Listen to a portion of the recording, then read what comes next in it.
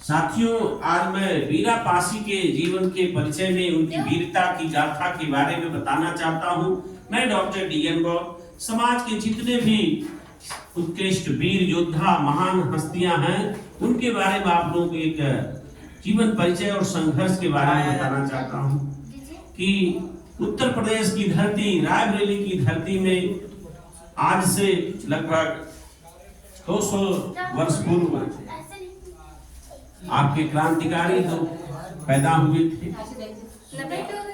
आपके धरती पर 11 नवंबर 1935 को लखनऊ की रायबरेली की धरती पर भीरापुर से 4 किलोमीटर उत्तर त्रिगोशा गांव के में रायबरेली में पैदा होने वाले इस वीर योद्धा का नाम, बचपन में इनका नाम जो था शिवदीन पासी था। बचपन में इनका नाम, इनकी वीरता को देख करके यहाँ के राजा बेनी प्रसाद माधव जी ने इनकी वीरता से खुश होकर के इनका नाम वीर योद्धा से वीरा रखा गया। वीरता के महान एक प्रदाता थे। और मैं बताना चाहूंगा कि इनकी माता का नाम सुरती देवी था और पिता का नाम सुखलाल था। यह 1857 की क्रांति इन्होंने काफी अंग्रेजों के छक्के छुड़ा दिए। इनसे अंग्रेज इतना डर गए थे कि शायद इनके रहते हम लोग यहाँ की धरती को जीत नहीं सकते। लेकिन वाकई में वीरता वीर वीर ही होता है। अंग्रेज इनकी वीरता को देख करके कि कोई भी व्यक्ति इनको पकड़ेगा या इनको हराएगा 50,000 रुपया का इनाम रखा गया। लेकिन साथियों कहते हैं ना, गैरों में क्या दम थी, हमें तो अपनों ने लूटा। गद्दारी का परिचय अगर अपना न हो कोई आपको हरा नहीं सकता। तो कहीं न कहीं अपनों ही गद्दार और घुसपैठियों के कारण वीरापासी को मार खानी पड़ी। अब मैं ये बताना चाहूंगा कि इनको सेना में क्यों भर्ती किया गया, कैसे भर्ती हुए, किस तरह से भर्ती हुए। एक वृतांत है कि इनके पिताजी जो बहुत ही कुश्ती में और बहुत ही माहिर थे और अपने पिता से ही सीख लिए थे। और अपने पिता से ही उन्होंने एक बार दंगल हुआ जंगलों के पास, सांताऊ का गांव था, उसी में दंगल हुआ। वहां पर कई वीरों से वो लोग हार जाते थे, उनको दंगल में नहीं मात दे पाते थे। उस समय उस दंगल में वीरापासी ने उनको मात दिया। उसी दिन से ये उसका साम्राज्य भी बना और ताकत उनकी बढ़ती गई, उनकी वीरता का बढ़ती गई।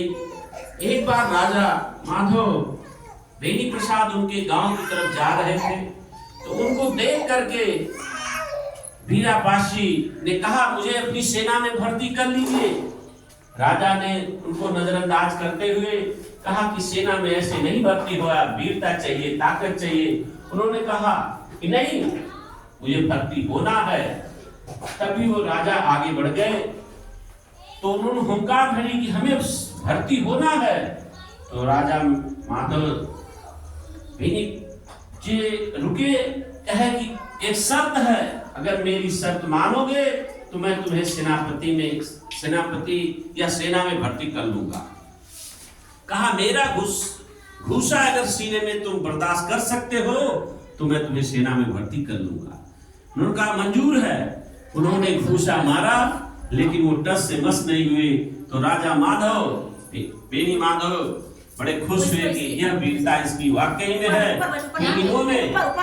इन्होंने अपना जो सेना में भर्ती कर लिए। अब इनकी वीरता इतनी थी कि एक बार राजा इनका परीक्षण करने के लिए उनकी एक जो घुड़सवार थे सेना में, एक बहुत ही बिगड़ैल घोड़ा था जिसका नाम तेजा था।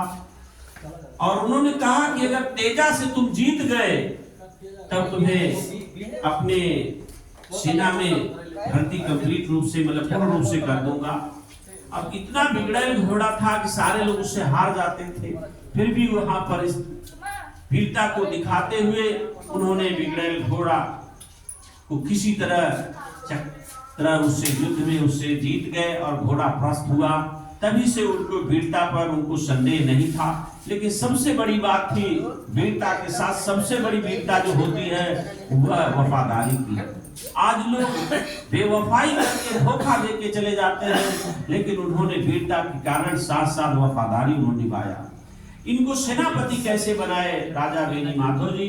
एक बार उनको वासुदेव के किले में कैद कर लिया अंग्रेजों ने धोखे से, और जब कैद कर लिया इनको पता चला तो ये अपने घोड़े के साथ उनको गिफ्ट में वो घोड़ा दे दिया गया। आज से इस घोड़ा तुम्हारे साथ रहेगा, तुम उस पे घुड़सवारी करोगे।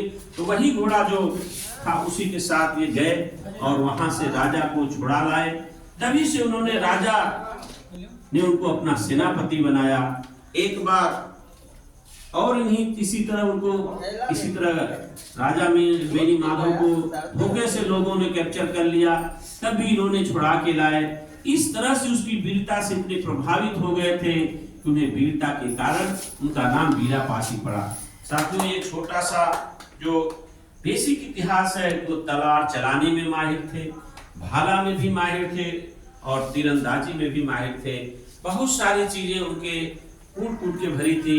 इसलिए 1957 की क्रांति में अंग्रेजों से लोहा लिया और उस लोहा लेने में अंग्रेज मात खाते रहे। इसलिए साथियों, आज इस वीरापासी की जयंती पर आप सभी लोगों को एक छोटा सा जो वीरता का गाथा आप लोगों के बारे में आपको बताया हूँ वीरापासी के बारे में। आप लोग इसको समझें और जानें और अमल करें कि हमारी वीरता कितनी थी और आज हमारी वीरता कहाँ जा रही है। कहीं न कहीं चमचा दलाली में, बेवफाई में, तरह तरह के घुसपैठी में और गलत जातिवादी व्यवस्था में जा रही है, पाखंडवादी व्यवस्था में जा रही है। अपनी वीरता को पहचानिए, अपने इतिहास को जानिए।